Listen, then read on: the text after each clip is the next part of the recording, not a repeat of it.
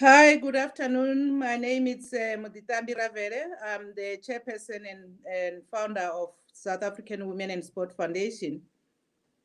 We are here today excited because we are going to celebrate our athletes and the team that is going with our team to the Olympics. Olympics comes every 4 years, but this time our Olympics were delayed because they were postponed because of the COVID-19. But all in all, I think our players and officials are ready, and they will be sharing that with us, their readiness. But also, I think one thing that I want to raise is the fact that there are less than 50 days left for the Olympics. And most of us, we don't even know who are the athletes who are in the team. And also, we don't even know who are women who are going to represent us. And I think I will encourage you to follow SASCOC social media for you to be able to follow those women who are going to represent us. And during the Olympics, we need to actually support them because they will be representing us. And today we have Mpho to facilitate our discussion as a moderator.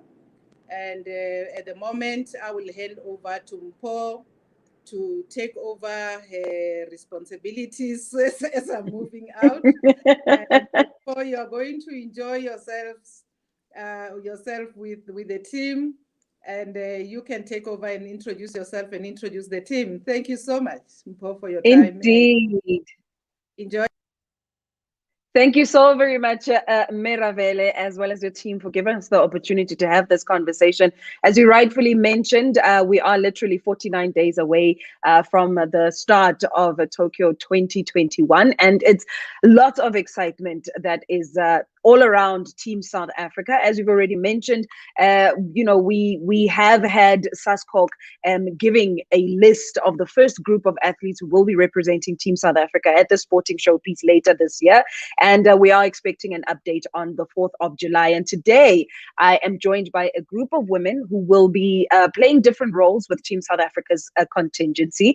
And we have Chef de Mission of Team South Africa, Patience Shikwambana, who's going to be joining us. We have Team South Africa's Chief Media Officer, Dr. Phatho Zondi. We also have world-renowned surfer Bianca Buitendacht, as well as a 4-time Paralympic medalist Zanele Situ, who is going to be part of the panel of discussion as we talk about this road to the Olympics. So without further ado, greetings, ladies. Thank you so much for giving us your time here today. Can everybody hear me? We can. It's good to be here. Hi, hello. Brilliant. And also, before I forget, let me also give a very warm welcome to everyone who is joining us via Facebook as well as YouTube. So without further ado, let me start with the person at the top of the hierarchy, right? That will be the chef de mission, Patience Shikwambana. Patience, you've been to the world events on a number of occasions. So this is not your first time at the rodeo. In terms of Team South Africa's management of these events, what role do you play?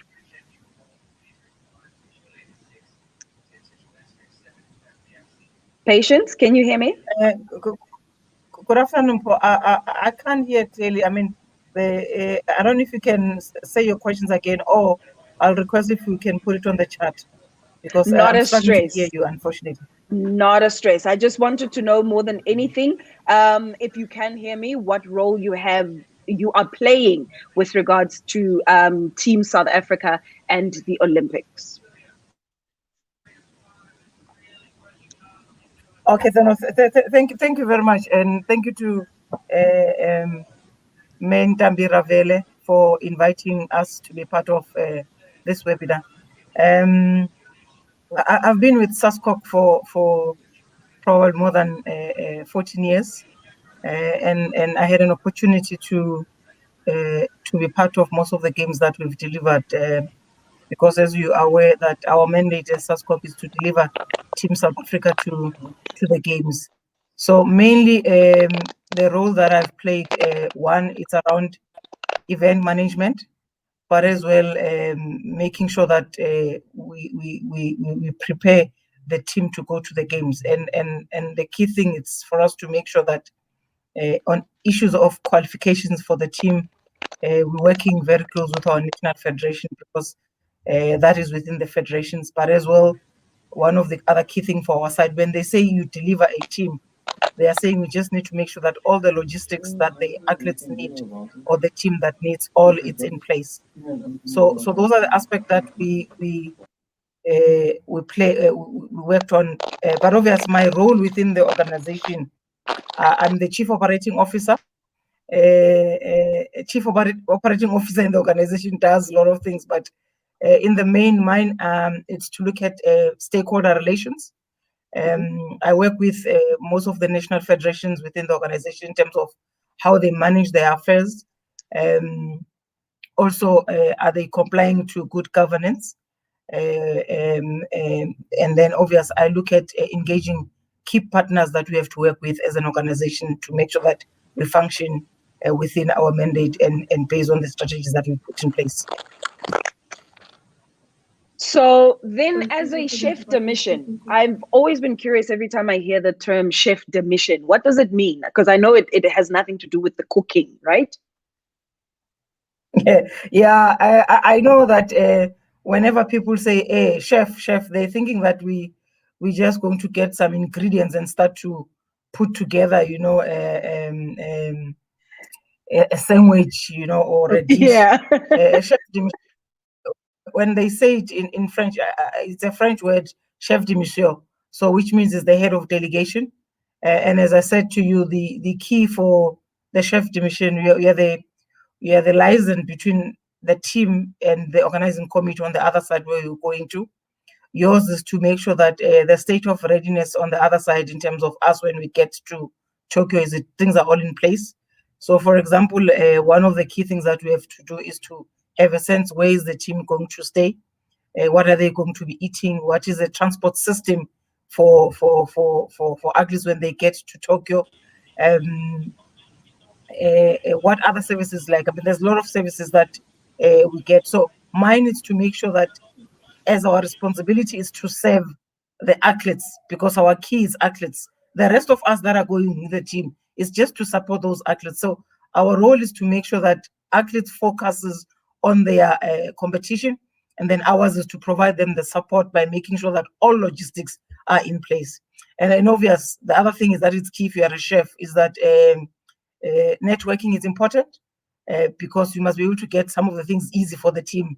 You know, we've got a chef de mission manual which clearly say what we need to do, but it's important right from our side, when you get on the other side, it must be easy to get some of the things that they might not even want to give them to you. So already in terms of us now as a team, we are at the last lap. The thing that we are finalizing now is the issue around the flights for the team. Next week, we'll be launching the kit that they are going to be wearing. Most of the athletes, as we are aware, they are also qualifying. So those are the things that we're managing to make sure that by the time we leave, all things are in place for our team. Brilliant. So it sounds as though we are all ready. So from patients, we're going to move on to Dr. Phathu. Dr. Phathu, let me begin by asking you the size and structure of the medical team. You know, patients has already mentioned the fact that there's quite a big contingent that it is going to go to Tokyo. So from a medical perspective, how many people are we talking? Good afternoon, Sispo, and good afternoon to everybody who's tuned in. The medical team is very much constituted and proportional to the size of the team. So the bigger the team, the bigger the medical team.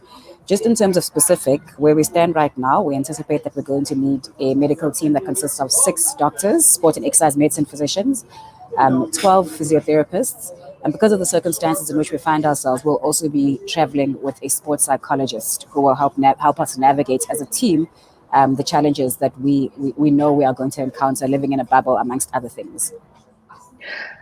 You are mentioning something that I actually want to come back to when you're talking about the sports psychologist. But for now, though, I'm curious as to your responsibility as a COVID officer for the team, especially in light of the fact that this is happening during this COVID period. We have people in Tokyo who citizens already saying these Olympics should not be ongoing. They shouldn't be happening, but they are going to happen. So from your perspective as a COVID officer, what roles and responsibilities do you have there for Team South Africa?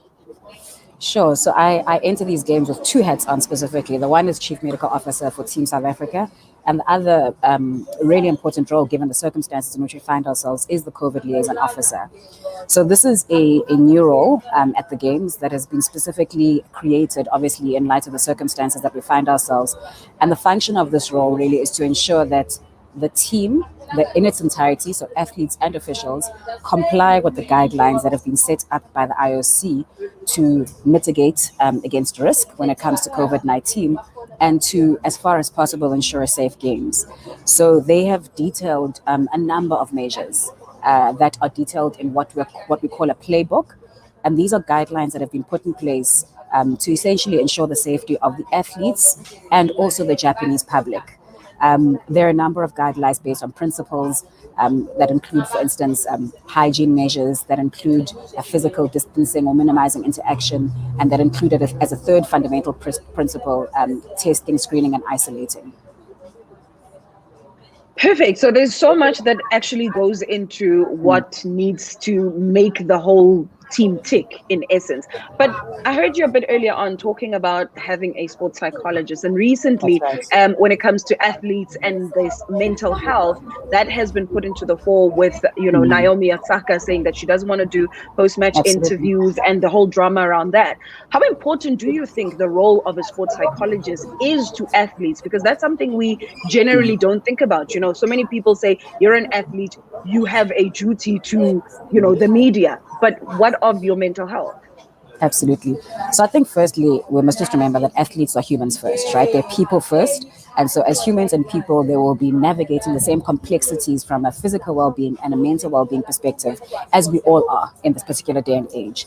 So fundamentally, the role of the sports psychologist in this context, and I'm not speaking about the comprehensive, but in this particular context, we're going to be joined by a sports psychologist to play two roles. The first one is from a counseling psychology perspective. And so, as I said, these athletes are human first. We have all had to go through very difficult times that have been anxiety-inducing, very stressful. And so everybody has had ups and downs from a mental well-being perspective.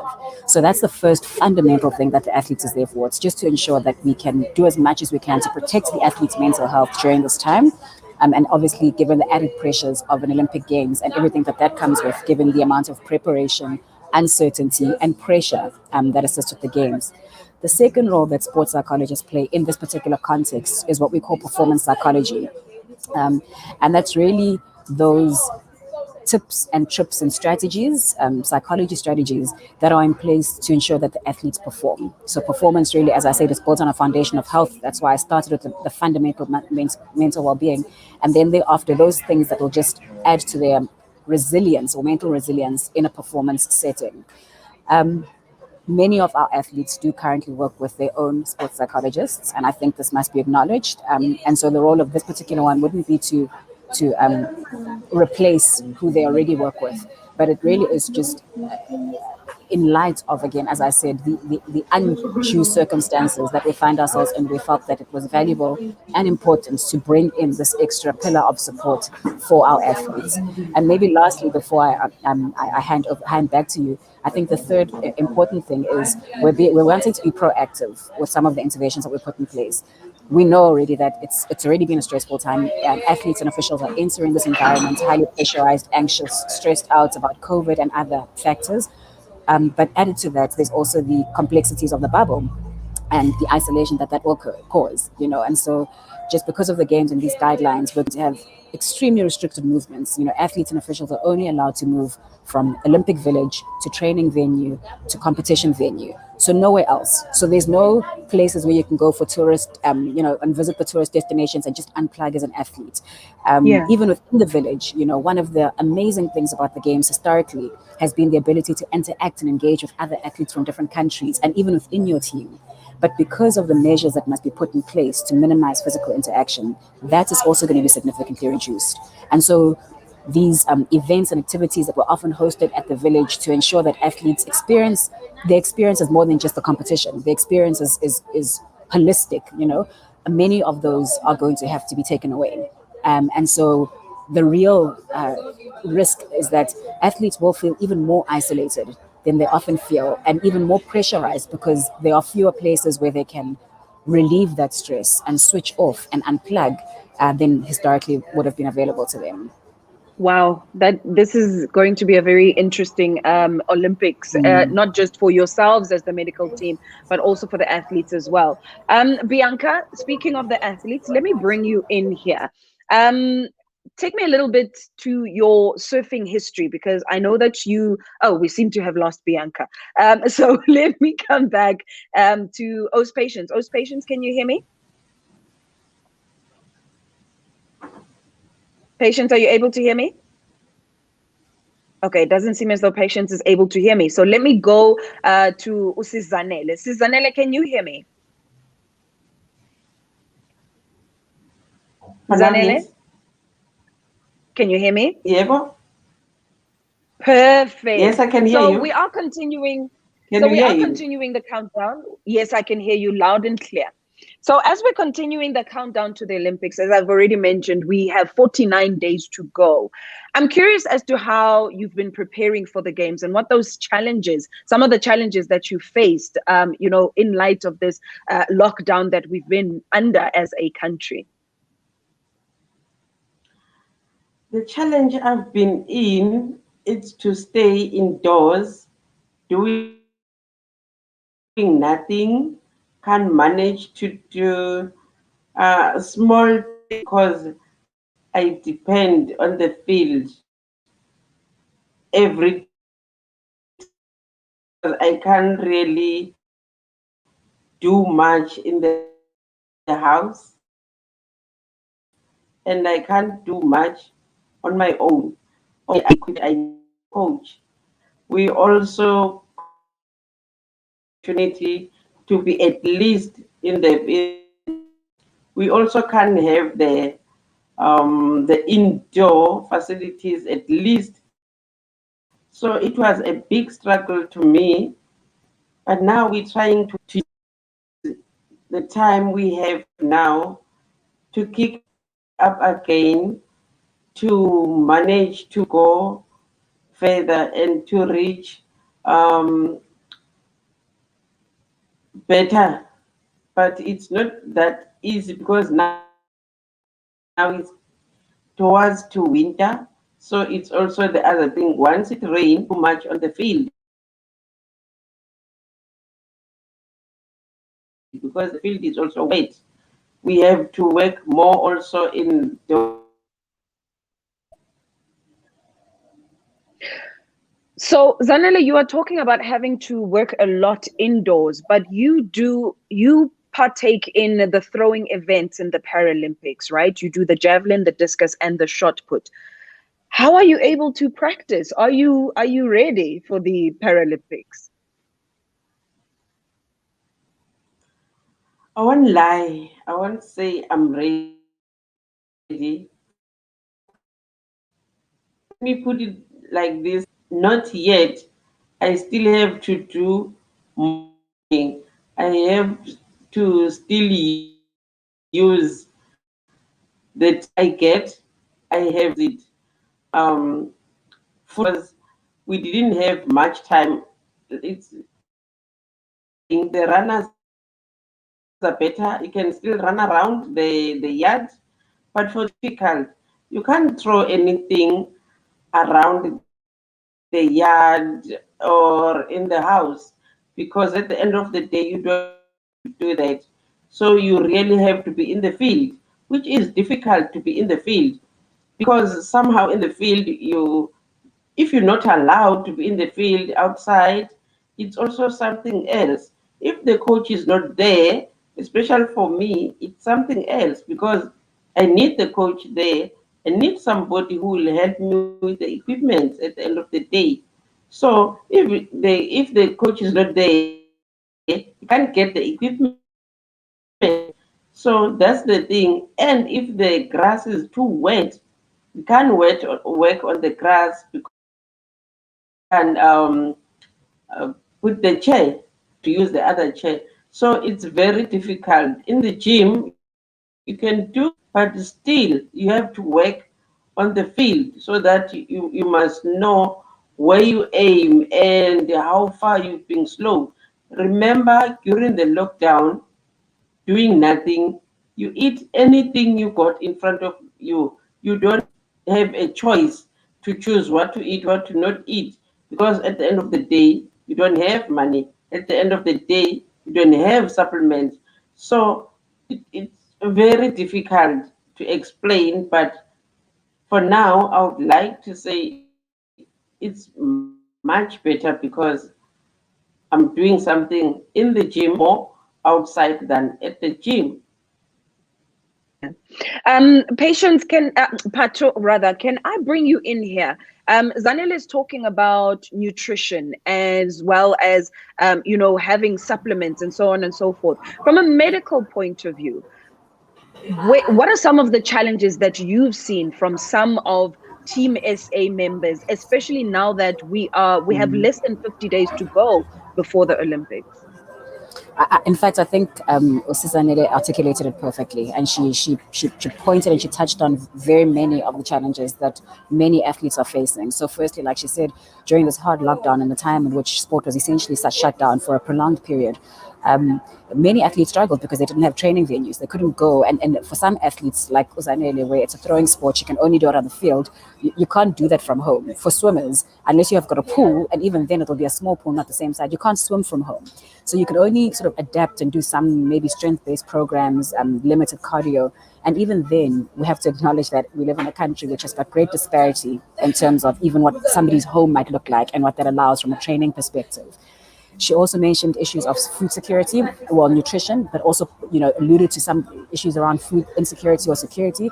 And again, we have to acknowledge, because of the inequities in our country, many of the athletes, and the high performance athlete as well, struggled during this time because they were not competing, because they were not working, and they were not getting financial support, or at least that pot was significantly reduced. What they ate was also compromised. In terms of what they could get access to. And then, of course, we must also acknowledge mental well-being also influences sometimes what you eat. And so you find that athletes who really struggled with depression, anxiety, might have also made bad choices when it comes to athletic performance regarding their nutrition at that particular time. And so many athletes either lost weight because they weren't eating too much, or might have even gained weight because they were eating incorrectly. So I think she really, and then finally, if we're talking about the Olympics, I think a very real challenge that we're seeing right now, as many of our athletes are trying to qualify, is exactly that. Because we couldn't travel, because competitions were cancelled, many athletes then had to delay their qualification if they hadn't qualified by last year again.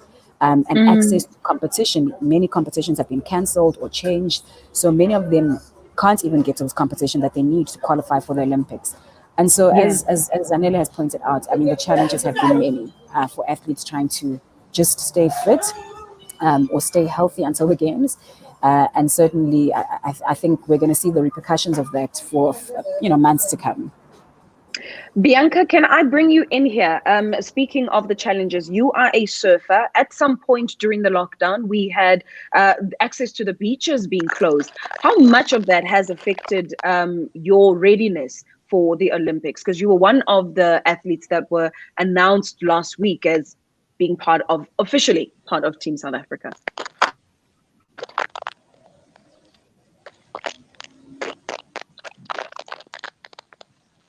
Yes, well, for the majority of the first lockdown, the beaches were completely closed and law enforcement was patrolling. So we were under pressure to obviously get back in the water, but we respected the situation and seemed to test our patience, but we ended up not surfing for the first part. But when the beaches closed again in December, it was more challenging because the time was running out in preparation for the Olympics.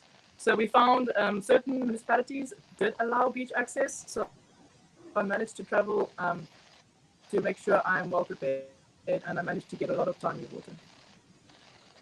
Brilliant. When you came back into the country, because I know you were generally based in France, and you've only been back now for about a year. In terms of our waves compared to where you were in France and what you're going to have to deal with in Tokyo, how do you think the playing field is going to be?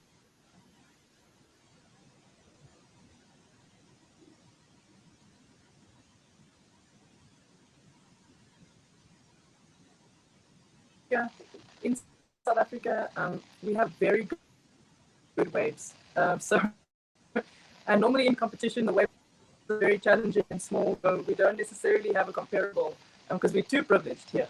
So I went over to France to practice more in challenging conditions. And I'm currently in East London just for the weekend to do the same. But back at home, we're too spoiled, so it is difficult to prepare. I'm just hoping in Japan, even in the summer, that we should have some swell. Stunning. So in terms of women, how easy is it for women to get into surfing? Because I know there might be some young girls watching us talking now, and they would like to take up the sport. What was it like for you getting into the sport as a young girl?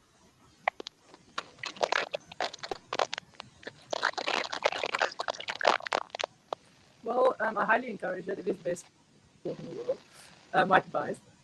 But I grew up with two brothers, and my father surfed, so I was almost born into it. It wasn't really a decision that I made, but it's really easy. I mean, the equipment is accessible. It's not very expensive.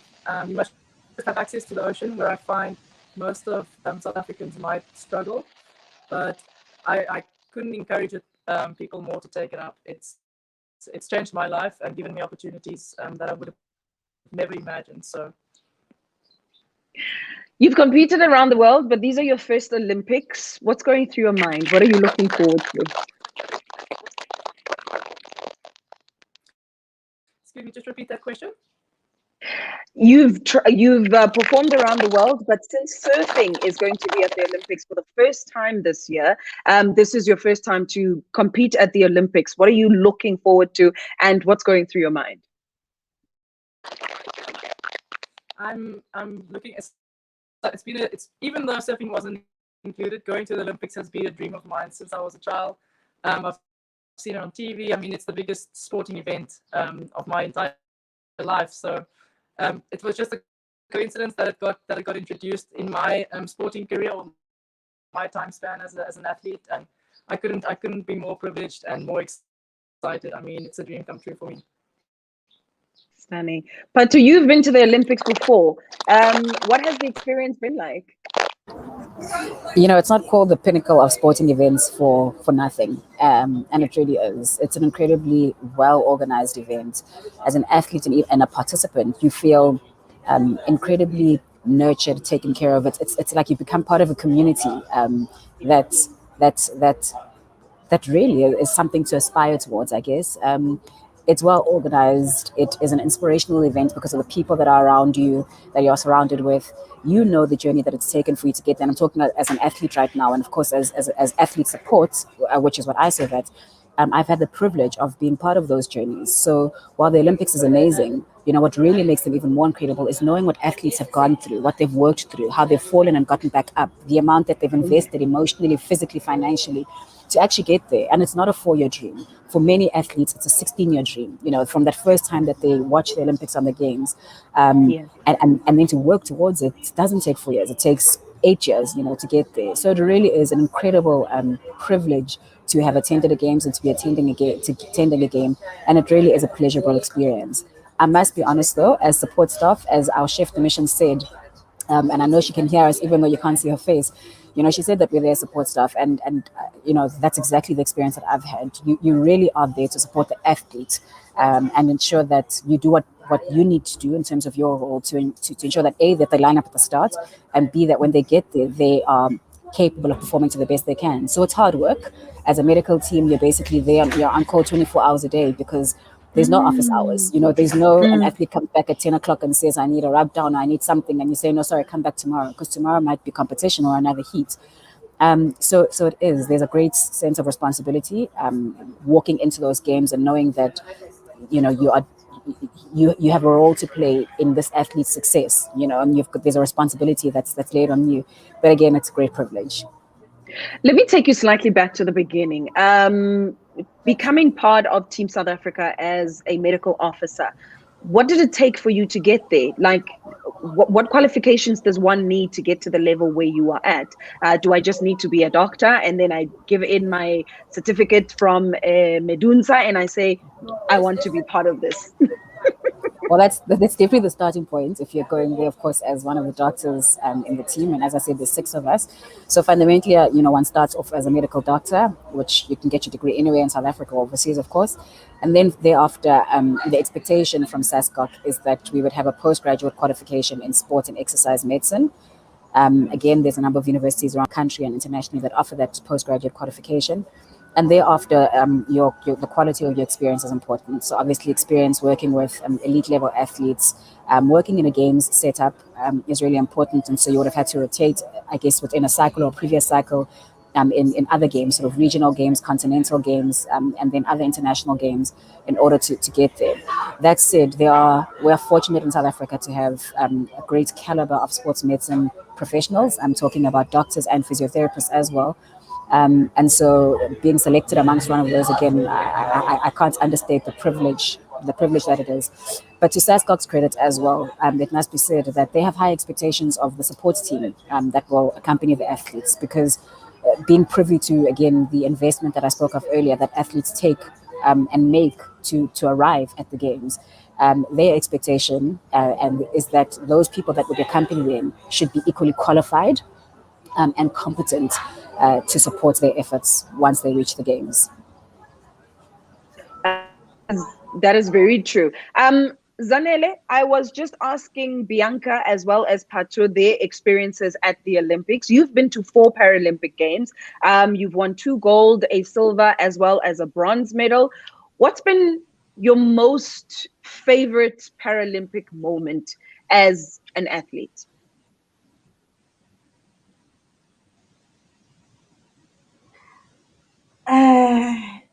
That's a difficult question. But I've been in 5 Paralympics, not 4. Oh, is it 5? I've been in Apologies. 5. Oh, how can I take that away from you? This will be the 6th one.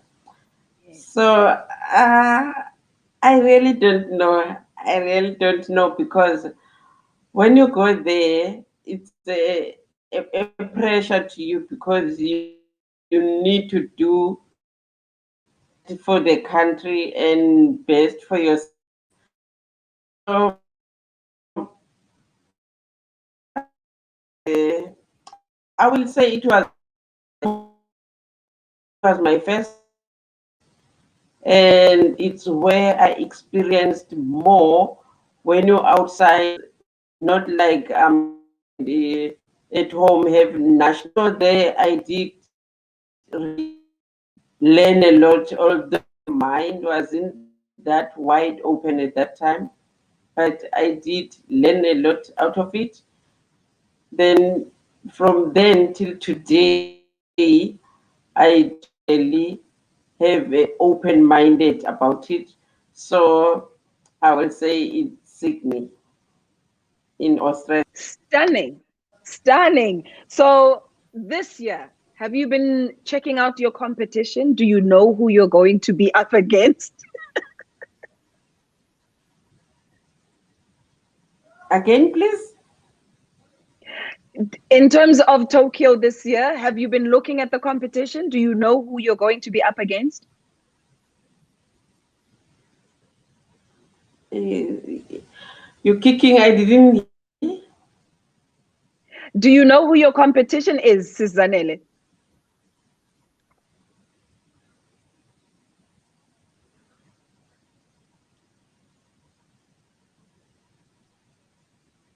Okay, I think Sis Zanele is struggling to hear us. I hear you now. Can you please repeat again? Perfect. I was asking you, what is, do you know who your competition is? Oh no, we seem to have lost her. Pathu, since it's you and me that are left now, let's like chat we can have a conversation. Of course. Let's chat a little bit about how different the Olympics are this year, because I was reading about how, for instance, the athletes are not allowed to cheer their fellow competitors on. It is only just hand clapping that's allowed. Why is that? Well, let's speak about that one in particular. So we know that that's all part of the COVID compliance measures. So in other words, the guidelines that have been put in place to try and minimize risk of spread during the games. And so if you speak Yeah. about that one specifically, we know that coronavirus is transmitted via respiratory dropules, which is why we wear masks. And so when you shout, the rate of spread is increased, obviously, because you are Ah, expelling more air and therefore expelling more respiratory dropules. And so the rate of yeah. spread is higher, which means that the risk is higher. And so that's just one of the measures that have been put in place. And of course, for us, especially our South African nation and many other countries who celebrate by laughing, or rather by singing and And laughing and cheering, singing. I mean, I'm also not yet able to fathom what's going to happen. But of course, these are the times that we live in, and it's a small sacrifice to make for the games to actually continue. We live in times where we're constantly having to change our behavior. And then, of course, there's other Yeah. things, some of them that I already mentioned before. So, in other words, our movements will be significantly restricted. We're not going to be allowed outside of the village or our training or competition venues. And that's for two reasons. It's to protect the athletes themselves. Obviously, once you leave the village, we can't influence what's happening in the rest of Japan, because it's a free country. So organizers can only influence the measures that are put in place really within the competition training and Olympic village venues. But it's also to protect the Japanese public because, of course, they're introducing foreigners, and now if we're going to restaurants and parks and whatever else, there is a theoretical risk to the Japanese public as well. The little things like transport, you're not allowed, you can only use games transport. Like I mentioned because it's quite a big deal, and I'm sure Sissy spoke about how um, her first experience just opened her mind, and it's because of the interaction and the engagement that you have with other athletes, learning about other cultures, just seeing things done very differently, and much of that is going to be taken away because we are discouraged from interacting with other people and being in large crowds, and so there is an element of the game's spirit, I think, that will be compromised by the measures. But again, we have to think about how much are we willing to sacrifice in order for the benefit or the gain of actually delivering an Olympic Games. Phew, yeah, no, I actually don't envy you as from a doctor perspective, from Team South Africa perspective. I feel like there's so much responsibility that is going to be on your shoulders, not only to keep yourselves safe, but also to keep the team as well safe and the citizens in Japan as well. Zanele, let me come back to you. We were talking a bit earlier on about your experience with the Paralympics, and I was curious with regards to specifically Tokyo 2021. Have you looked at your competitors so far? Do you know who you're going to be up against in your throwing event? For now, I will say no, I didn't. And I normally don't use to watch them. How far have been they gone? I normally focus on myself, then knowing that I will meet them there. Because at the end of the day, if you focus on your competitors, you end up losing a lot, making a lot of mistakes because you are gonna focus to make sure that you let's say you focus on the record, you don't focus to do things right, then you don't reach the record. It's something else. Also, it's how we also get the injuries, because now when you do your event, either you're running, whatever, your focus it's not on your starting point. Your focus in on a record. Now the mind has shifted a huge step. Normally I used to focus on the to do the best, then a record or a medal will be the bonus of the good work. Then at the end of the day, you don't have a injury after that. If then you're looking for the injury, you will go for the record, and we end up changing the way you do when you're training, um, trying to do like somebody who is better than you, the way you do or the way you throw or the way you run. Then you change it, you want to do same thing that person do. Remember, I can't throw, like somebody else. I throw the way I am comfortable. So if I follow somebody else's steps, it's where I get injured. It's where I want go further the way I do. So if I focus the way I do at home, training wise, I know it's gonna take me somewhere. So once I copy something else, my mind will shift a lot. Then I don't do the best. I love what she is saying. We seem to have lost her, but I love exactly what she is talking about, Patu, because we're always talking about run your own race. The moment you start wanting to run a race like somebody else, you are messing up, because all these years that you've spent practicing and getting ready for the Olympics is literally going to get thrown into the wayside, because now you're trying to compete with someone as opposed to competing with yourself. Patience, are you back with us? I think I am. Huh? I can hear you now. Brilliant. Okay.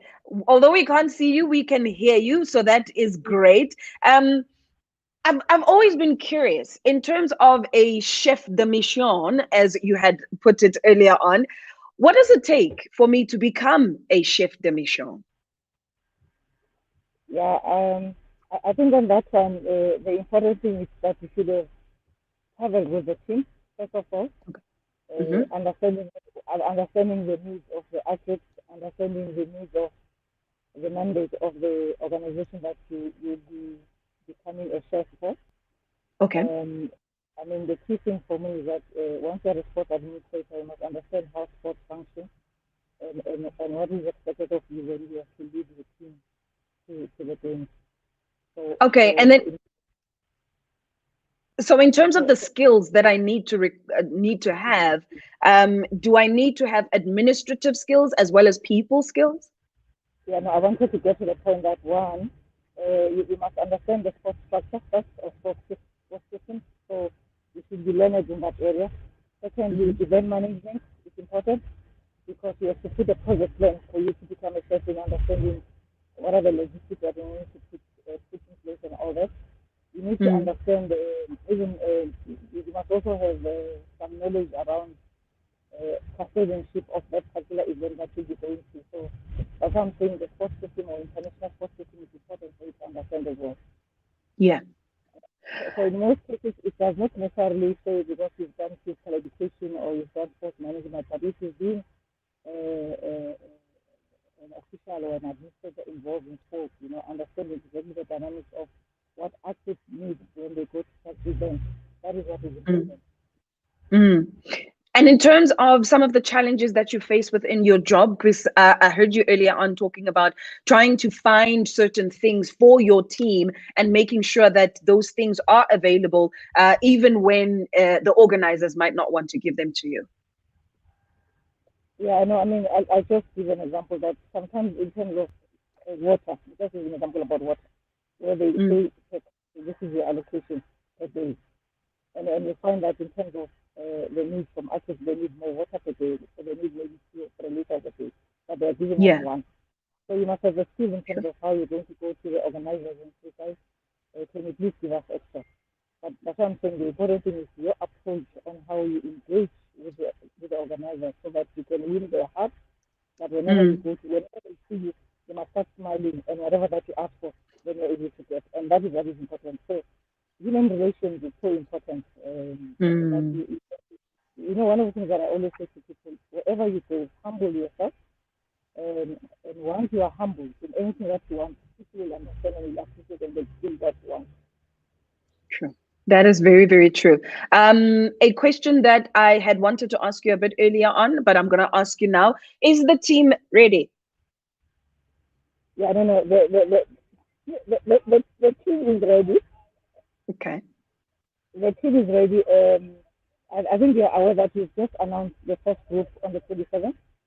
Yes. And then we're announcing the later one in month end.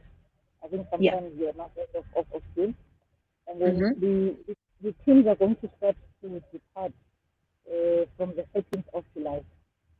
We've considered even on team management, because one of the things that is important for us, for the new thing that is coming through, is this safeguarding aspect. so we had to make sure that, for example, we ensure that each one of us that is going to the game understand what safeguarding is all about. Two, we need to have designated safeguarding officers that are going to make sure that people are not going to, or athletes are not going to be harassed, or even officials themselves.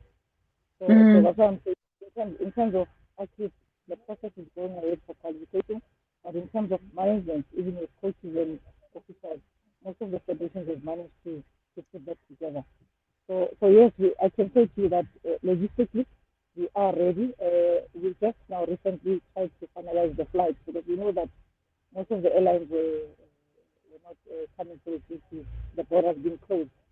So we have to look at the airlines that are flying out each and every day.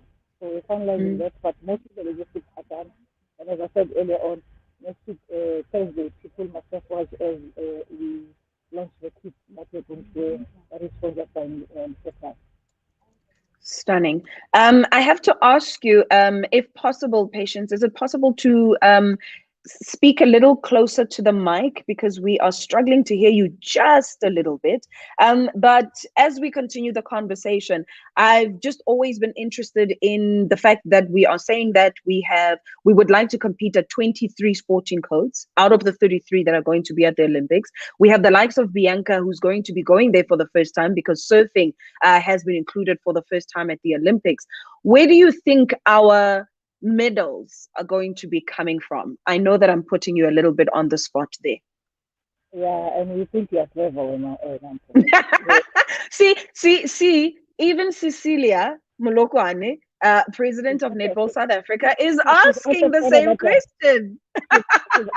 Don't worry. I think let us be frank and be honest, guys. Our athletes, and mostly us in the continent of Africa, we couldn't travel to Europe or wherever for them to go and attend their World Cup and all that. They couldn't even go to training camps. So our athletes have suffered a lot, and based on that, I just need to indicate that we cannot at this moment put pressure on our athletes. All what is going to come from our side, as we go to the games and as we compete, we'll see medals as they come, but really we cannot be able to say to our athletes, we're going to expect certain medals from patients and whoever. I know most of them are working very hard to make sure that when they get to Tokyo, they do their best. That's all that we can say. And I think our request is that let the country support our athletes. Whatever that it brings us, I think it needs to be appreciated. Okay, that's a very diplomatic response. I'd like a number, please. How many medals are you hoping for?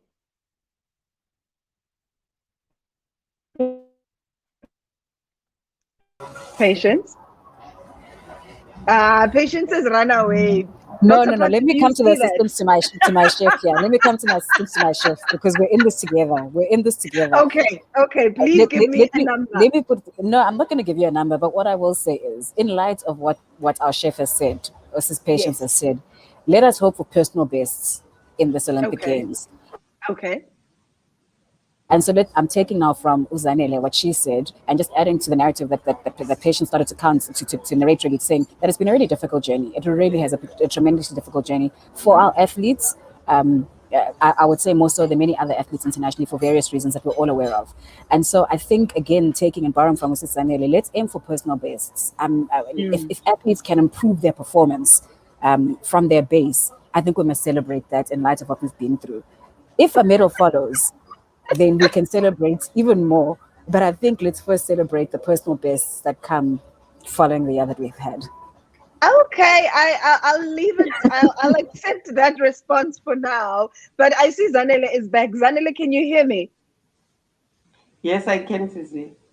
Okay, so I'm going to throw it to you. You are partaking in 3 events. Where do we expect a gold?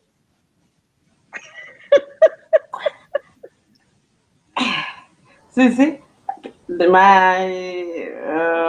that's difficult. But what I know, I also think this year I'm gonna do only one event.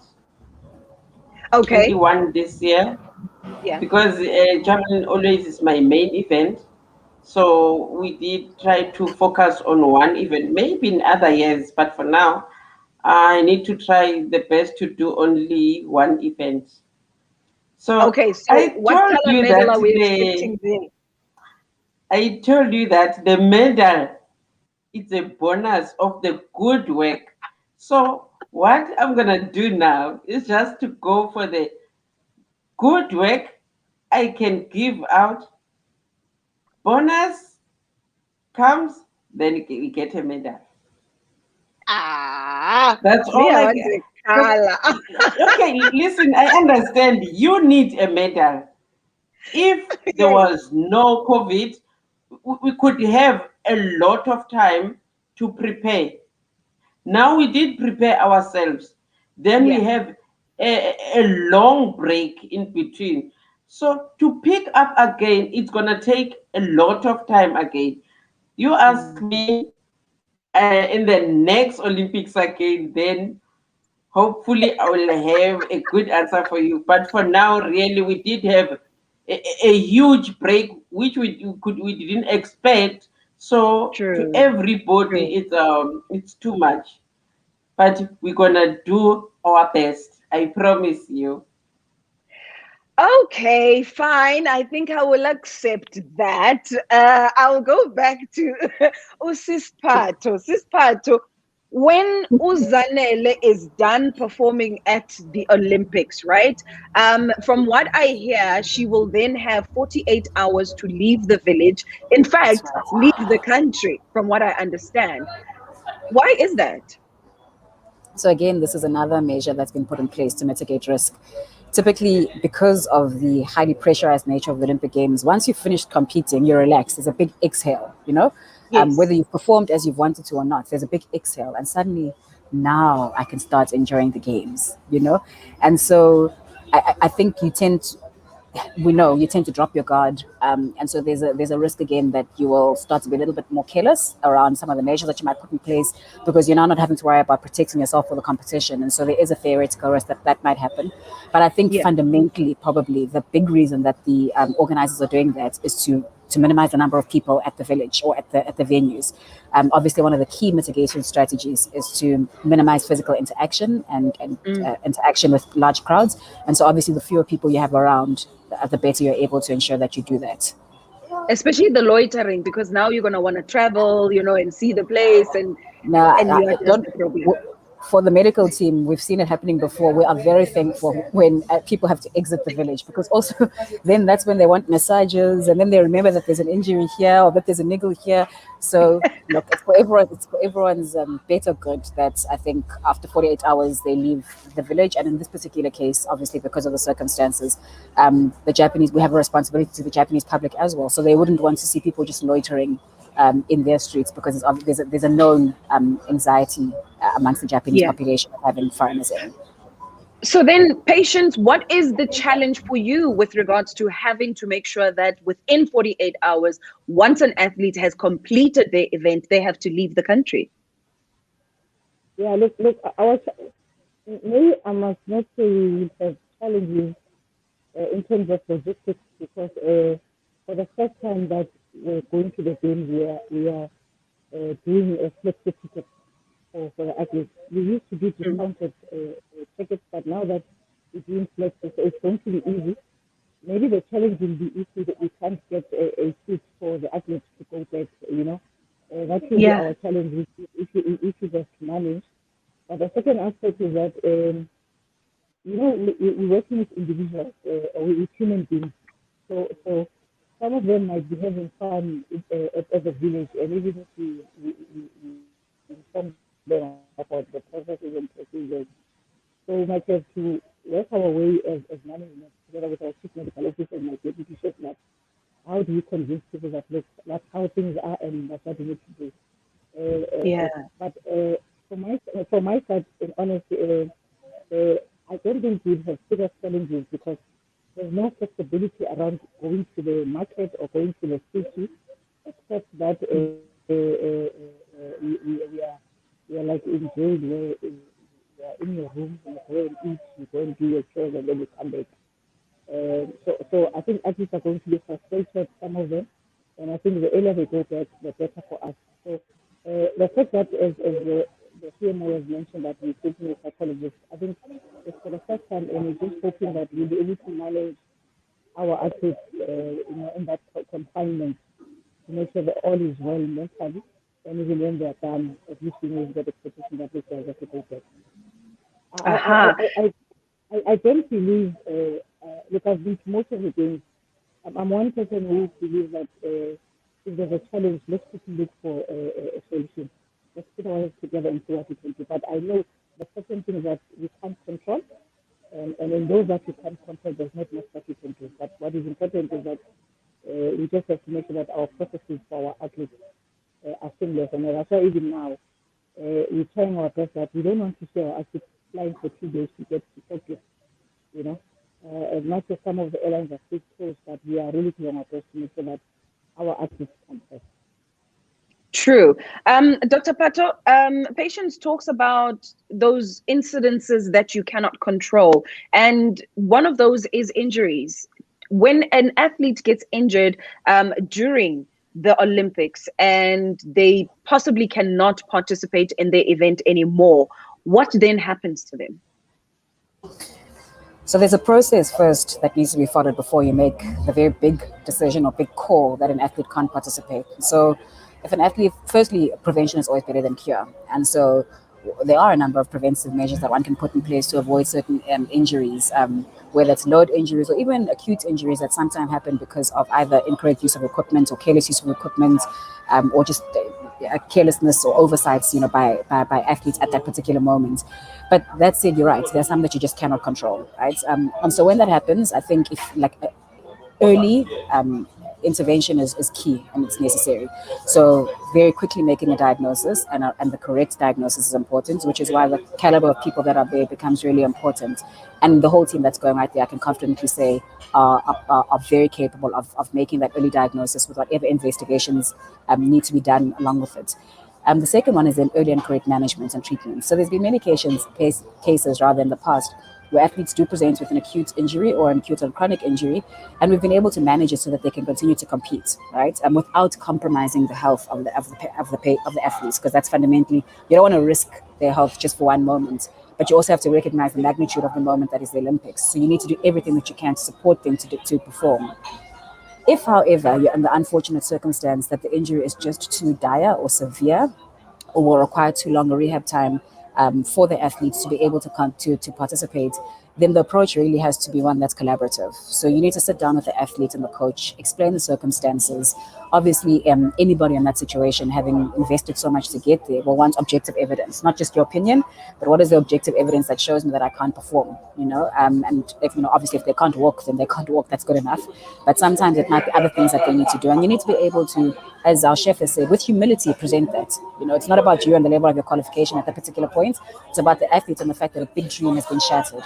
And so you need to be able to present that evidence with humility and with confidence, and then discuss the different scenarios with the athletes so that they always feel like they have a choice, or at least that they are making the decision and accepting and acknowledging the decision that they can't participate. Thereafter, then obviously there's formal processes that the chef will be able to take us through about withdrawal with an athlete. But I think also alongside that, you need to know that there's also then the mental well-being aspects that you might have to manage with the coach and their psychologist around the very frank disappointment that will accompany a decision like this. So staying with injuries, what happens in situations where I'm Mpho, I've already been announced as part of Team South Africa, I've qualified for my event, but then at some point I pick up what for me is a mild injury and I want to force to go to the Olympics. What do you do? Because I've prepared for 4 years, or as you said, 16 years to get to this moment. I don't want this chance to be taken away from me. From a medical team perspective, how do you handle that situation? Of course, you don't want it to be taken away from you, and anyone who is human can understand that. But I think there's a number of things to consider. Yes, there's your own personal journey and what it's taken for you to get there. But I think there's also the bigger picture. And when you go to the Olympics, you're not just representing yourself, you're representing your country and you're representing a nation. And so what you need to think of is, will you, in that particular situation, be able to perform as best as you can? Are you denying somebody else an opportunity to perform? So if, for instance, you've qualified as a member of a team, or even you've qualified a spot, not necessarily your name, if you are not able to perform, at the level that you would have been able to perform when you qualified or going into the games, then you are denying somebody else an opportunity who could perform better for your country and for the nation. And I think it's really important to consider that as an athlete, because fundamentally, in some cases, the athlete must come forward and declare that information. We'll only see it too late, unless, of course, it's a severe injury or illness, that declares itself as such. But I would urge the athletes to consider that, when they are making that decision. Yes, there's themselves, but this is bigger than you. You're representing your country and a nation, and you need to think about that and the fairness of the situation. And you're potentially depriving somebody else an opportunity, and our country an opportunity, if you're part of a team that could then be jeopardized by your selfish decision. Patience, what do you do as a chef de mission in this situation where Mpho is trying to force her way into the Olympics, even though she knows she might be carrying an injury? If I am unable to continue and go on to the Olympics, who then gets to take my place? Is it the next best athlete? No, it does not work like that. How are the runner-up go Olympics? First princess. I mean, first princess.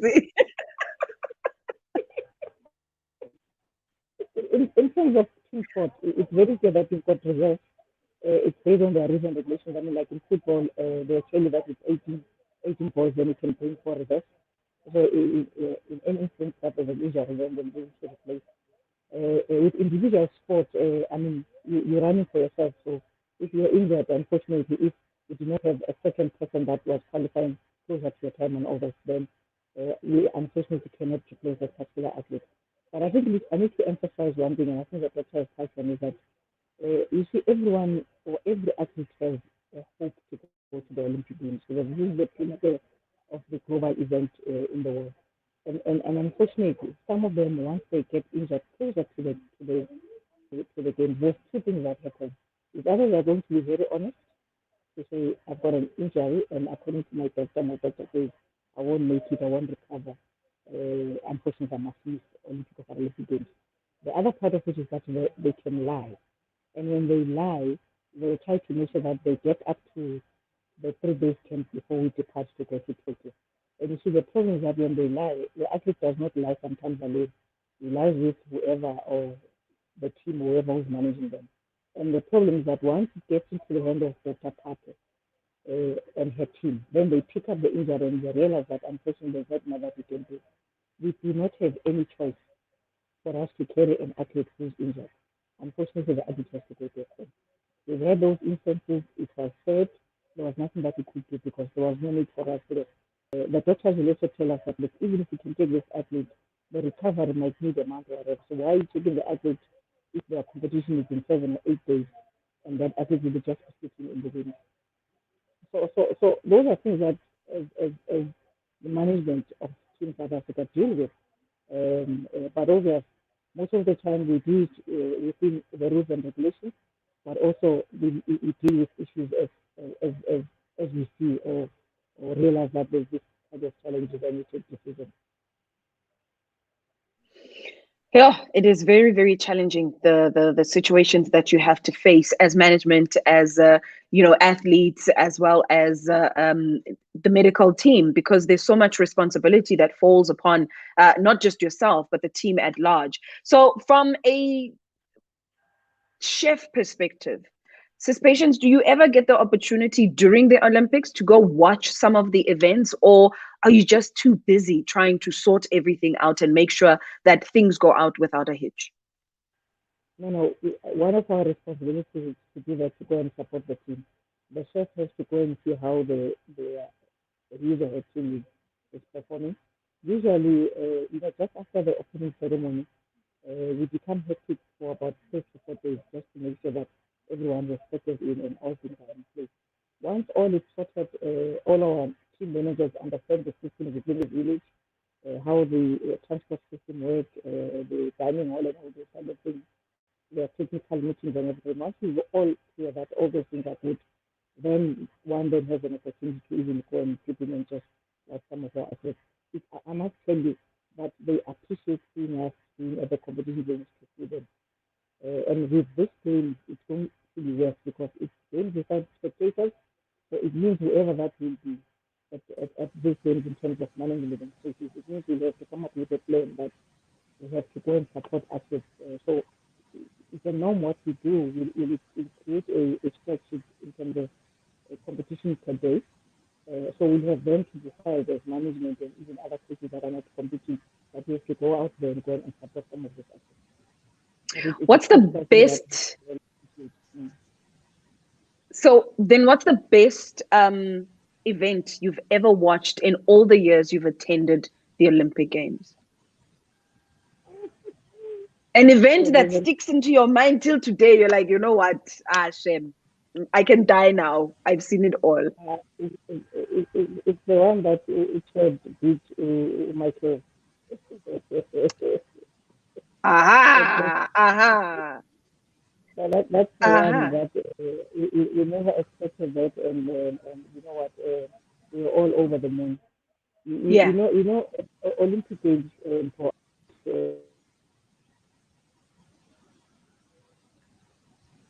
Oh no, have we lost patience? Okay, I think we've lost patience. So, Patu, I'm going to forward the same question to you. In terms of being able to watch the Olympic Games, how many events do you get to watch? How many? Sorry, I think is Patience answering? But if you're asking No, me, Patience, I think I'm asking you. Okay, all right. If you're asking me, we seldom get to go and spectate as such. Maybe towards the end of the games we do go, Okay. because just from a resource perspective, unfortunately we're constrained as a country, and so we don't necessarily take a doctor for a code. Which means that even if one team is finished competing, you're busy with another team that's competing or training or whatever else it is. So when we would go and watch the team, however, is if you're allocated to a team. So for instance, if you're the soccer doctor that you've allocated there, then obviously soccer requires that there's a doctor that's pitch side. So you're watching, but you're working at the same time. And then only towards the end, when the athletes start to go home or less are competing, you might actually get the pleasure of going to watch games or watch competition. To be honest, I can't say which my most aha moment was because there've been so many of them. They really, really have been. I remember in 2012 watching Semenya in London. I think that was when she got the silver, and though it was a silver, it was just incredible given the journey that she'd been on at that particular time. I remember in 2016, I went to the Paralympic Games and I was there with Zanele. I remember I was there when she won her medal, and many others watched the medal. But that games, I must be honest, was less about the medals, and there were many. I think the number was in excess of 25. I can't remember the exact, but there were many medals at the Paralympics in 2016. But it was just about the spirit of the Paralympic Games and the strength of character that you saw, the charisma that you saw, the humility that one saw, the spiritedness that you saw in the athletes and just everyone, the games participants. I think that game for me was remarkable in more ways than one. And so I can't actually pick out one because there really have been so many that have taken place, not just on the field of play, watching people medal, but really the things and the magic, and I can see Zanele smiling, that happens off the field of play. That for me is probably equally spectacular. Yeah, that sounds amazing. Before Usi's Patience goes, because I know she's got something that she has to do, being a chef de mission and being busy and trying to get Team South Africa ready. Before I let you go, Sis Patience, I'm curious, what advice would you like to give a young woman who aspires to be a chef de mission one day?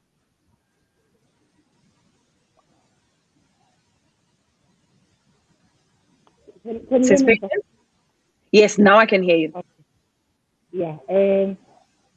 Look, for me, what is important, one, is that once you set up your dreams as a girl, that you want to become your Tambi Ravele tomorrow, you want to become your pastor, no one must convince you otherwise that you cannot make it. But I must say that it does not come easy. It's dedication, it's hard work, it's believing in yourself, and doing an extra mile for you to be able to see yourself where you want to. But I need to emphasize to most of the guys that sometimes, we end up getting disappointed that it's not possible. It's always possible, and anything can happen to anyone. It does not matter whether you are coming from the haves or from the have-nots. anything is possible for. So I'm saying to all the girls out there that you must take it up, educate yourself, understand how sport functions, fit in within the structures of sport, and let them see your enthusiasm and your edge that you want to really contribute and make a difference in that area. And this will take you to places. Stunning. In wrapping up, is there anything about being a chef de mission that I might have missed that you feel is very important that the viewers need to know? You know, this one I did not want to talk about it, but maybe I must say, a chef also has the responsibility to protect the athletes. So protection, I'm saying, the athletes could have been wrong, or the conduct could have been out of the way in terms of what we agree. But at some point, you end up becoming like a mother or a father, like parents. You know, your kid has done something wrong, is going to go to jail. You're still going to go and see your kid in jail because it's your child. So it's the same thing like as a chef. There's sometimes your athletes, you have to reprimand them. But as you reprimand them, you must be showing them that you are there for them. You do not like what they're doing, however, you protect them in whatever way because you are there on their behalf. And that's one thing that sometimes it's so difficult when you find that they don't even adhere to the sort of conduct. But you have sometimes to become a human to understand that I must understand where this attitude is coming. Indeed. Sis Patience, thank you so very much for your time. I really do appreciate it. All the best to you as well as the Team South Africa. Thank you very much. Thank you. Thank you so very much to Chef de Mission for Team South Africa, Ms. Patience Shikwambana. We're now left with Zanele as well as Dr. Patso. Zanele, before I let you go, I have to ask you the all-important question. When there is a young lady who is watching you and they are feeling like I'm someone who's living with a disability, I don't think I could get to where Usis Zanele is, having gone to 5 Olympic Games. I mean, what do you say to someone who's in that situation, who needs that little bit of encouragement from you? I would like to say I would say anyway to all the people with a disability, more ladies, if they can do anything they want, any sport they can, it can be much better because it's when you start to choose. Secondly, if the government can do more better, because the problem, we don't have the accessible places, the grounds to play sport. I mean, any sport, especially when you're out there in rural areas. For me, it seems easy because I started when I was in the special school, which is in town. So it's easier to learn. But what about those who are out there? If the government we can have more sport grounds.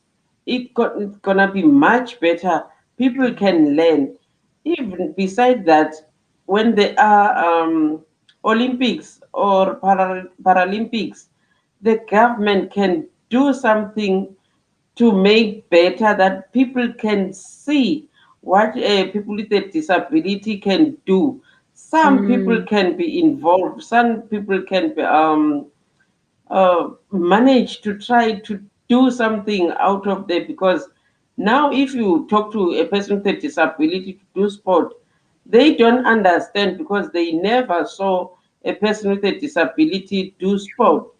True. Some, if they see me on TV, they thought only if I'm like Zanel I can do sport.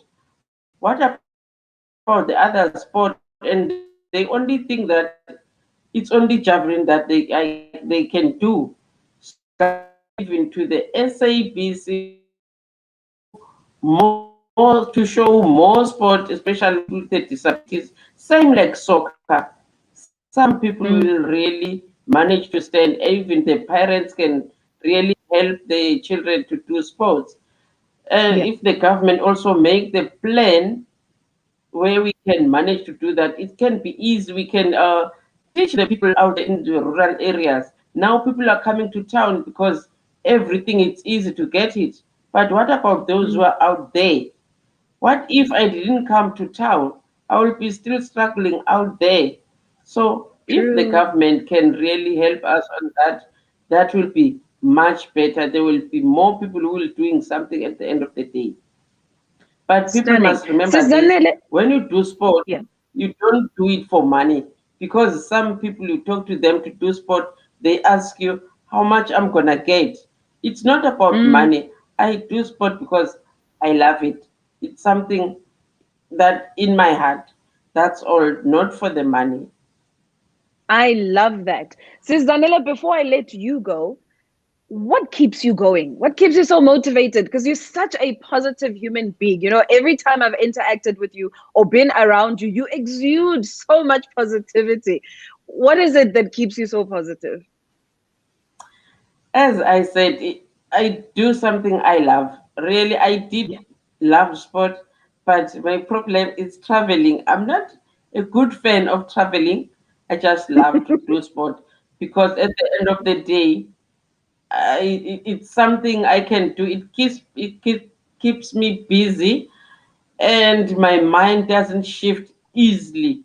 Because if Yeah. I do nothing, imagine the whole day, the evening, Yeah. and the next day, and the next day, it's gonna be too much. So if I do sport, at least it's something else. Also, my family do support me a lot, and my daughter, she's supporting me a lot. So I'm more getting more influence than before, because now she's always saying, "Mommy, you can do it. Mommy, you can go there." So when I also push her, she knows that Mommy started here. So that means I can also do it. So the family is important, and the people around you, and especially what you love, can take you further than something that you are told to do. Stunning. Sis Zanele, thank you so very much for your time today. All the best with the Paralympics. Mina, I'm expecting a gold, even though we are balegela, Maramina, I want a gold. No. Listen, you're working there, ne? So Yeah. at your work, I can't say I'm expecting 100%. You see, as long you do your job, you do your job well, it's fine. So if I put you to 100% every day, it's Yeah. not gonna work. And imagine the boss said, "I don't expect any mistake from you." What are you gonna do? I It's hear gonna be you. difficult. Okay. So, you So see, no thank pressure you. from me. No pressure from me. Go out, I do know, your I best understand. as you always have. Thank you. Thank you so much, this Zanele Situ. Dr. Pato, as we wrap things up, I've been curious, as we are getting ready to get to the Olympics, what have been some of your challenges with regards to getting the team ready for the Olympics? And have you overcome them? If I speak in general, I think we've spoken about some. I think some of the initial challenges were just training, quite frankly. You know, Yeah. the team being able to train so that they can actually participate and compete. We have experienced. It's been very polarized. So in some places, because the athletes have rested so well, they are actually quite healthy, and so there's been very few injuries. But in other cases, because they're not been training for their specific events, we are seeing very different injuries with athletes. And so the first challenge is really getting the athletes to the games and getting them there in a good state of health. One of our big challenges that we also obviously faced is we can do everything that we want, but we're still living in a time of COVID. And an additional responsibility and measure has been, how do we keep athletes protected at this particular time? And so one has had to be very proactive, at least with the athletes that I measure directly, and then, through SASCOC, the games, of recommendations and interventions and that are put in place just around, what can you do to boost your immune system in terms of eating healthy, specific, vitamins that you can take, and specific things that you should avoid, essentially, that will compromise your health. So that's been really significant, just making sure that the athletes remain healthy and getting to the games. Other than that, I think I can't underplay the significant pressure load that COVID has put on the medical team, just in terms Yeah. of the compliance measures, the paperwork, the admin, additional things that need to be put in place from, as I said, the health and the non-pharmaceutical measures to vaccines to paperwork, and you have to have done this PCR test, and before you can even leave the country and then enter the next country. So that's been particularly difficult and challenging, just getting your head around that. And it's, of course, it's evolving. So those guidelines are also evolving to meet best practice. So I think there'll be a Stunning. great sense of relief when we get to the games. Yeah. And then, of course, there'll be the other challenges that we have to face while we're there to support the athletes. Do you think the athletes right now understand the magnitude of having an Olympic Games that is happening during a global pandemic? I absolutely think they do. I think they do because they've been part of the process. They've had their hopes up. They've prepared for 2020, then it didn't happen, and so they've experienced the load that comes to that. They're aware of the complexity of the environment right now because they are having to comply by these certain things, and there's a risk to their own participation, when they go to a restaurant or if they are irresponsible. So I definitely think that they understand the gravity of the situation. And the complexity of the situation. And I can almost say 99% of them that I've spoken to are committed to playing their part in ensuring that they are responsible for themselves and for other people around them. Stunning. Finally, your advice to a young girl who says, I want to be a doctor, but I also love sport. How do I get involved and match the two? I say yes, yes, yes, because I love my profession. I really do. I absolutely do. I am extremely passionate and committed to what I do, and I feel like every single day I get to work, I'm winning, And so maybe that's the first thing to Zanele's point, is it really is about pursuing your passion. Find out those things that make you tick, and find a way to bring them all together. The goal shouldn't be to replicate or emulate somebody else. It should really be to be the best version of yourself. Draw inspiration from other people, but navigate and narrate your journey yourself by nurturing the unique characteristics that make you you. Maybe the last two things is you must be relentlessly determined. It's a hard world out there, and so there will be obstacles that you must navigate, some which are unfair, discriminatory, you don't understand them, but you can't focus on the obstacle. You need to focus on getting back up and getting around it. And don't let that deter you. So I think for me, it's about being determined, being resilient, and absolutely being passionate about what you do and being the best version of yourself. Dr. Pata, thank you so very much for your time. Thank you so much for your positivity. I do hope that we have no dramas at Tokyo 2021, but more than anything, that we do get those medals. I know you all have been, but it's okay. It's okay. We will support from the comfort of our homes, from the safety of our homes, but all the best to you and the team. Thank you very much, Mpho. Thank you so very much to you at home for tuning in on Facebook and on YouTube.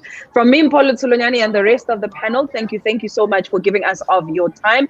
This is now where I will be bringing in, or rather bringing back, Meravele, just to close off these proceedings, because, it is through her and the South African Women in Sports Foundation that we have had this opportunity to have this conversation. Meravele, welcome back.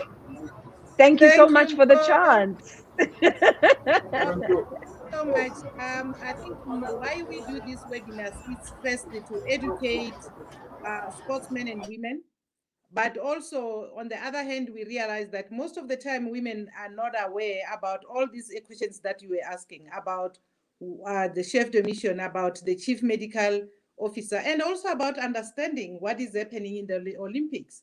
So I think you did a very good job, Mpho. And to Papa too, thank you for staying over and make sure that Mpho gets as much as she wants and to educate people. But all in all, I want to thank also Patience for her guidance and also for leading the team, and including Bianca and also Zanele.